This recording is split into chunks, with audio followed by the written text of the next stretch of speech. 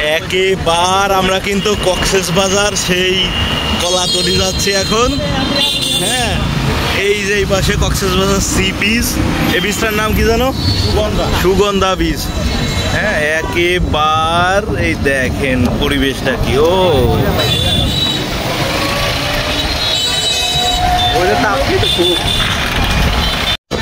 সুমন ভাই কো অনেক অনেক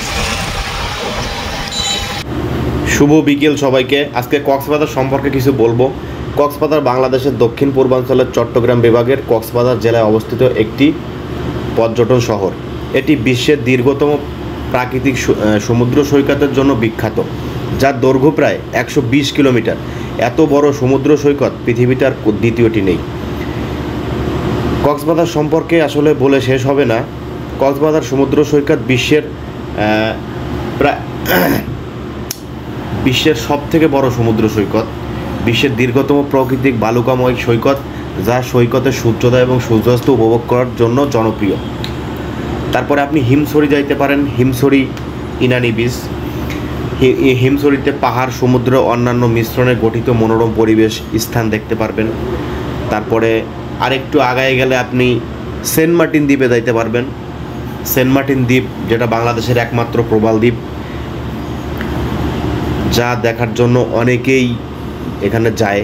তারপরে আপনার রামু বৌদ্ধ বিহার আছে। রামুতে অবস্থিত একাধিক প্রাচীন বৌদ্ধ মন্দির স্থাপত্য।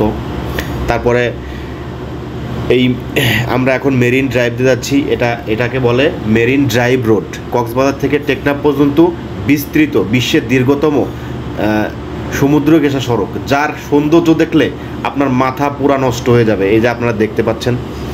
আর একটা সত্য কথা বলতে, কক্সবাজারে প্রচণ্ড সিন্ডিকেট। প্রত্যেকটা সিন্ডিকেট, খাবারের সিন্ডিকেট, হোটেলের সিন্ডিকেট, তারপরে বিচে সিন্ডিকেট, গোসল করতে গেলে সিন্ডিকেট। সিন্ডিকেটের শেষ নাই ভাই। আপনারা যদি ফ্যামিলি নিয়ে যান অবশ্যই সতর্কতার সহিত যাবেন, এবং যাতে করে কোনো সমস্যা না হয় সেদিকে খেয়াল রাখবেন। কক্সবাজার গেলে সবাই একটু সাবধানে থাকবেন। ধন্যবাদ।